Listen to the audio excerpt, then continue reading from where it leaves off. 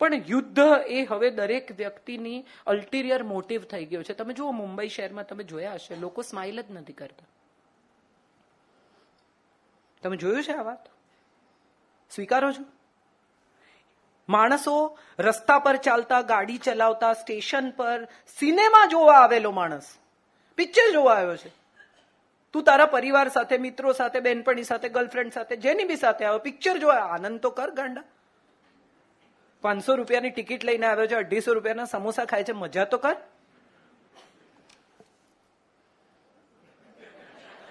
આવું કઈક ભલતું મોઢું હોય શેને માટે? કઈ વાતે? અને તમે જુઓ, મોટા ભાગના લોકો જજ થઈ ગયા છે, કારણ કે એને બધું જ આવડે છે. તમે જે બોલ્યા એ બરાબર નથી બોલ્યા, તમે જે કર્યું એ બરાબર નથી કર્યું. અને સૌથી મોટી યુનિવર્સિટી હવે છે ઇન્સ્ટાગ્રામ. તમામ જ્ઞાન ત્યાં ઉપલબ્ધ છે. અને ઇન્સ્ટાગ્રામ પાછું વોટ્સએપ કરે. કેટલી રેસિપીઝ વિશ્વભરની બધા ચેક કરે. તમે એમાંથી કેટલું બનાવ્યું? તમે કોઈ દિવસ વિજ્ઞાન, સૌથી મોટું વિજ્ઞાન આયુર્વેદ, એ તમને એમ કે છે કે કાંદા અને દૂધ, કાંદા અને દહીં ભેગું ખવાય જ નહીં. મોટા ભાગની રેસીપીમાં કાંદા લસણ સોતડે, પછી એમાં ક્રીમ નાખે, દૂધ અને કાંદા ભેગા ખવાય જ નહીં એમ વિજ્ઞાન, શરીર વિજ્ઞાન, તબીબી વિજ્ઞાન, આયુર્વેદ બધા કહે છે. અને છતાંય આપણે આ રેસીપી જોઈને બહુ tasty. Have you ever noticed કે તમારું જ્ઞાન કેટલું વ્યર્થ છે? કેટલા બધા લોકોને નોંધ્યા છે કે તમને ફોરવર્ડ સવારના પોરમાં મોકલે, અને આ બધા ફોરવર્ડમાં શું હોય? માણસે જીવનમાં શું કરવું જોઈએ, આમ કરવાથી આમ થાય, આમ કરવાથી આમ થાય, ત્યાગ કરો, સમજદારી બતાવો, બલિદાન કરો. તમે એને ખાલી ફોન કરીને એમ કહો ને કે આઈ એમ સો સોરી, પણ તમારી ગાડી મારાથી સહેજ આજે ઠોકાઈ ગઈ છે, હું તમારા ઘર પાસે, પછી એની સમજદારી, એનું જ્ઞાન, એની આવડત, એનો સ્નેહ, આ બધું તમને સમજાઈ જાય. તો અર્થ એ થયો કે જ્ઞાન ફોરવર્ડ કરવા માટે છે, સ્વયં ઉપર કશું એપ્લિકેબલ નહીં. જ્ઞાન એ છે જે તમને વ્યક્તિ તરીકે સમૃદ્ધ બનાવે. તમે બીજા લોકો સાથે કેટલી સહજતાથી જોડાઈ શકો છો, એ જ્ઞાન છે. તમે કેટલા સરળ છો, એ જ્ઞાન છે. મેં એવા લોકોને જોયા છે કેટલા જટિલ થઈ જાય, જાણતા હોય, જ્ઞાની થઈ જાય, 2 4 10 ચોપડીઓ વાંચી લે, પછી એનું મોઢું ગંભીર જ રહે, મને બધું આવડે છે. એને તમે કંઈ ન શીખવાડી શકો, એને તમે કંઈ કહી ન શકો. અને તમે જાણતા હો એનાથી એને 2 વાત વધારે જ ખબર હોય.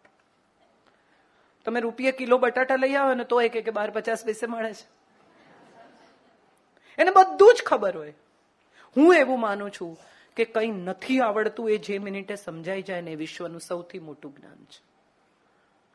શૂન્ય સુધીનો પ્રવાસ હું હવે ધીરે ધીરે જેમ વાંચતી જાઉં છું ને, એમ મને વધુ ને વધુ એમ થાય છે કે હજી તો કેટલું બધું રહી ગયું છે.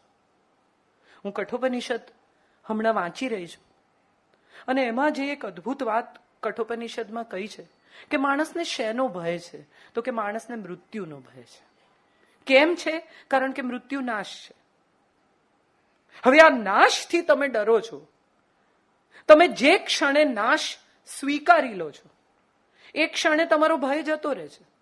શું છે આ નાશ? તો તમારી ભાષા નાશ પામવાની છે, તમારા ઘરમાં રહેલું ટેબલ નાશ પામવાનું છે, તમારું ઘર નાશ પામવાનું છે, તમારા કપડાં નાશ પામવાના છે. કશું જ નથી ટકવાનું. તો તમે ટકીને કરશો શું? બોટોક્સ, યંગ દેખાવાનો પ્રયાસ. ઘણા લોકો કહે તમે કેટલા વર્ષના, એટલે હું કહું કે 60 થશે આવતે વર્ષે, કે કોઈ કહે નહીં.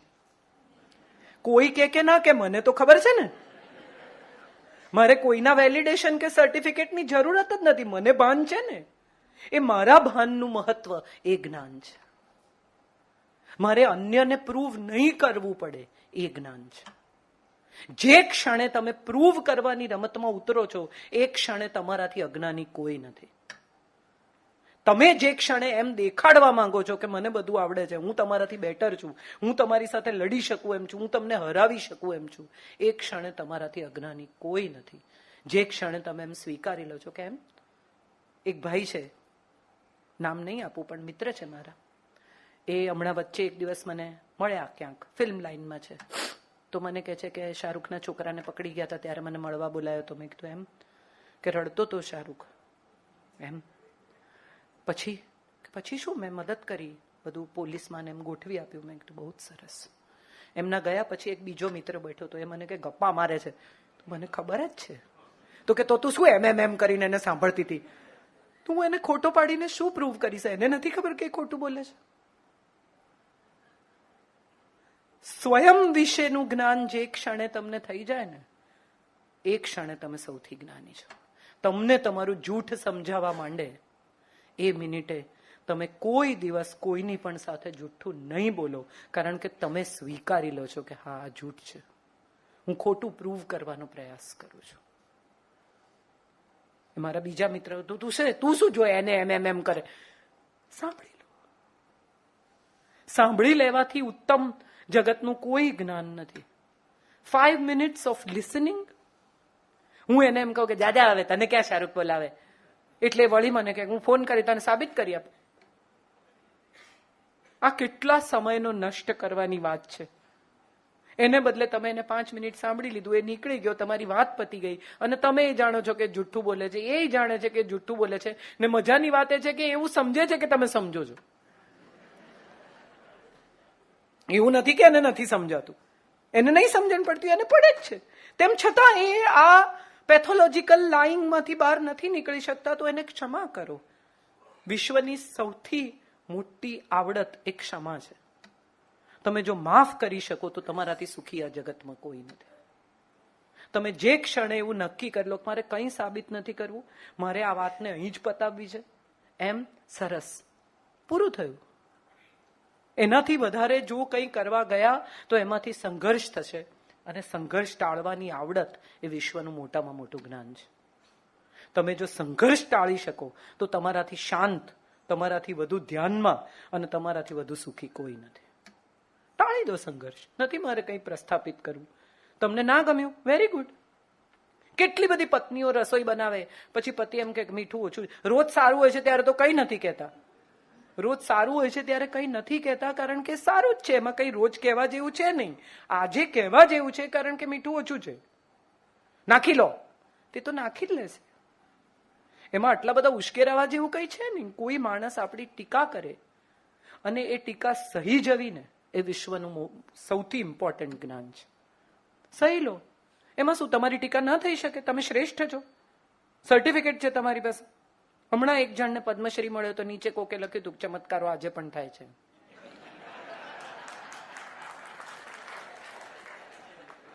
That is the time when you feel. તમે લડવા જશો એ માણસને. કેટલા બધા લોકોને હું એવા ઓળખું છું કે જે ફેસબુક પર યુદ્ધ કરે છે, કેટલા જવાબ આપે ને, કેટલા સમયનો વેડફાટ ને, કઈ ખુશીમાં કરો છો? ન કરો. આ ફેસબુક એ યુદ્ધનું મેદાન નથી. તમે એને લખ્યું, તમે વાંચી લીધું. એ તમારી વોલ પર લખવા આવે છે ને એનું કારણ જ છે કે એને એની વોલ પર કોઈ નથી વાંચતું. એ ઈચ્છે છે કે એને કોક વાંચે, માટે તમારી વોલ પર આવીને લખી જાય. લખવા દો એને, મજા કરવા દો. તમે જે ક્ષણે અન્ય માણસની ટીકા અથવા અન્ય માણસના અપમાનને સિરિયસલી લો છો ને, એ ક્ષણે અપમાન બને છે. ત્યાં સુધી અભિપ્રાય જ હોય છે. આપણો પ્રશ્ન એ છે કે આપણે અભિપ્રાયને અપમાન માનીને એમાં ઇન્વોલ્વ થઈ જઈએ છીએ. એને અભિપ્રાય રાખો. It's all right. તમને એવું લાગે છે એમ જ હશે. અને બીજું સૌથી ઇમ્પોર્ટન્ટ અને સૌથી મજાની વાત શું છે તો કે તમે ફેસબુક પર યુદ્ધ કરો, તમે આર્ગ્યુમેન્ટ કરો, તમે સામસામી દલીલો કરો, એ બધું કર્યા પછી એ તો જે માને છે એ જ માનવાનો છે. કલાક તમારો વેડફાઈ જાય પછી એ ગાડીમાં બેસીને તમારાથી છૂટા પડીને પહેલું શું કહેશે? ગાડો, સમજતો જ નથી. એટલે એનો અર્થ એમ થયો કે તમારો કલાક નષ્ટ, તમારી આર્ગ્યુમેન્ટ નષ્ટ. એના મગજમાં તો 1 ઇંચ પણ તમારી વાત ઉતરી નથી. તો જવા દો. નહીં ઉતરે એવા સત્ય સાથે એને છોડી દો. એને જે દિવસે એનું જ્ઞાન થશે ત્યારે થશે. તમે તમારા જ્ઞાનની ચિંતા કરો. આપણે નથી કરતા. આપણે બીજાને જ્ઞાન આપવા માટે એટલા ઉત્સુક છીએ કે પોતાના જ્ઞાન વિશે વિચારતા જ નથી. અકોર્ડિંગ ટુ મી, જ્ઞાન is knowledge and not information. Our problem is we are treating information as knowledge. Please don't treat information as knowledge. આ 13, 14, 15 વર્ષના છોકરાઓને જે ઇન્ફોર્મેશનનો મારો કરવામાં આવે છે, એમને એમના માતા પિતાએ શીખવવાની જરૂર છે કે there is a vast difference between knowledge and information. હજારો પ્રકારની ઇન્ફોર્મેશન હોઈ શકે. એ ઇન્ફોર્મેશનમાંથી તારવીને તમારે યોગ્ય, તમારે જરૂરી, તમને જે સાચું લાગે એટલું સ્વીકારવું ને એ નોલેજ છે. અને નોલેજ જીવનભર રહે છે, એ ક્યાંય જતું નથી. ઇન્ફોર્મેશન થોડા સમયમાં વાઇપ ઓફ થઈ જાય છે. નોલેજ તમારી સાથે રહેશે જીવનભર, ઇન્ફોર્મેશન નીકળી જશે. સો જે રહે છે તે જ્ઞાન છે, જે ચડાઈને તમારી સાથે ટકી જાય છે એ જ્ઞાન છે. અનુભૂતિમાંથી જન્મ લે છે એ જ્ઞાન છે. અનુભવમાંથી જે જન્મ લે છે એ જ્ઞાન છે. અને સૌથી મહત્વનું, ભૂલમાંથી જે આવડે છે એ જ્ઞાન છે. આપણે બધા મોરારી બાપુને કોઈકે એકવાર પૂછ્યું હતું કે માણસ શું ખાય તો અક્કલ આવે? બદામ, કેળા, ફલાણું ઢીકણું, બધા જુદા જુદા લોકોએ જુદો જુદો જવાબ આપ્યો. બાપુએ કહ્યું ઠોકર ખાય તો અક્કલ આવે. ખાવા દો ઠોકર. તમે જો ઈચ્છતા હો કે તમારું સંતાન જ્ઞાની થાય તો એને ઠોકર ખાવા દેજો, એને ભૂલ કરવા દેજો. તમારા બાળકની ભૂલ હોઈ જ ન શકે એવા અહંકારમાં નહીં રહેતા. એને પણ અધિકાર છે ખોટો નિર્ણય કરવાનો, એને પણ અધિકાર છે ભૂલ કરવાનો, એને પણ અધિકાર છે રડવાનો, એને પણ અધિકાર છે પોતાની ભૂલ સ્વીકારવાનો. પણ આ બધા વખતે પેરેન્ટ તરીકે ઉભા રહેજો. એના ઘૂંટણ છોલાય ત્યારે દવા લઈને પાસે જજો કે કઈ વાંધો નહીં બેટા, પડાય તો ખરું. એ પડે ત્યારે એમ નહીં કહેતા કે જોયો ને, પડ્યો ને, અમે તો કહ્યું તું. ના, એને એનો અનુભવ જોઈએ છે, એની પાંખો નવી છે, એને ઉડવા દો. એનું આકાશ નવું છે, એ પડશે. એ નહીં પડે તો ઉડતા નહીં શીખે, માટે એને ઉડવા દો. એ ઉડે અને પડે ત્યારે પેરેન્ટ તરીકે માત્ર ઊભા રહેજો અને એને કહેજો કે ચાલ બેટા ફરી ઉડ. કારણ કે નિષ્ફળતા છે ને તમે સ્વીકારતા નથી ને ત્યાં સુધી વધુ એક પ્રયાસ જ હોય છે. આપણો પ્રશ્ન એ છે કે આપણે નિષ્ફળતા સ્વીકારી લઈએ છીએ કે હવે નિષ્ફળ. ના, એ વધુ એક પ્રયાસ છે. Teach your child that it is not a failure, it is one more attempt which is required to be done. Let's do it. આ જ્ઞાન છે અકોર્ડિંગ ટુ મી. છેલ્લે ફરી વિજ્ઞાનની વાત પર આવું. આપણે બધા વિજ્ઞાન સાથે જોડાયા પછી વિજ્ઞાનને જીવનમાં ઉતારતા નથી. મને એવું લાગે છે કે ધર્મ સાથે જોડાયેલા વિજ્ઞાનને જીવનમાં ઉતારો. ધર્મ બહુ બધું શીખવે છે. શું છે ધર્મ? ધારયતિ ઇતિ ધર્મ. તમને ધારણ કરે છે એ ધર્મ છે, તમને ટકાવે છે એ ધર્મ છે. તમે આમ નહીં કરો તો ધર્મ નાશ થશે. ધર્મનો કદી નાશ થઈ શકે જ નહીં. ધર્મ સંસ્કૃતિની ધરોહર છે, આપણી પરંપરા છે, આપણા પાયા છે. અને જો નાની નાની વાતમાં બે માણસ ટીકા કરે ને તમારો ધર્મ અચમચી જતો હોય તો સમજજો કે તમારા ધર્મમાં તમારી શ્રદ્ધા ઓછી છે. તમારી શ્રદ્ધા કોઈ હલાવી શકે જ નહીં, એનું નામ શ્રદ્ધા. બાકી એ બિલીફ છે. ફેથ કોને કહેવાય? ફેથ એ છે જે કોઈ ન હલાવી શકે. નરસિંહને ખબર હતી કે આવશે કૃષ્ણ. મીરાને ખબર હતી કે ઝેર પી જઈશ તો કઈ નુકસાન નહીં થાય, આવશે. તો દ્રૌપદીએ હાથ ઊંચા કરી દીધા કે આવશે, પૂરશે કપડા. એ શ્રદ્ધા છે. According to me, faith is something which is never ending process and which keeps renewal every time and again. તમારી શ્રદ્ધાને રિન્યુ કરતા રહો, તમારી શ્રદ્ધાને વધુ ને વધુ બળ આપતા રહો.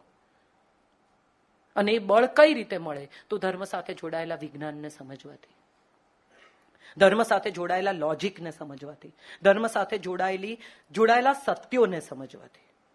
હમણાં જ કોઈક બહુ જ સુંદર મહારાજ સાહેબ સાથે હું વાત કરતી હતી. એમણે બહુ સુંદર વાત મને કહી કે એ સમયે માનવ બલિ, પશુ બલિનો સમય હતો. તો મહાવીર સ્વામીએ એમ કહ્યું કે કીડી પણ ન મારો, જીવોને અભય આપો. એનો અર્થ એમ થયો કે નાના નાના જીવોને તમે નિર્ભય કરો તો મોટા જીવને તમે નહીં મારો. આ એક લોજિક છે. ધીમે ધીમે પગથિયા ચડવાની પ્રક્રિયા છે કે નાના જીવને બચાવો. એનો અર્થ એમ થયો કે પશુ બલિ નહીં, એનો અર્થ એમ થયો કે માનવ બલિ નહીં. તો આ એક સમજણ છે જે ધર્મએ આપણને આપી. જીવો સાથે કરુણા કરો,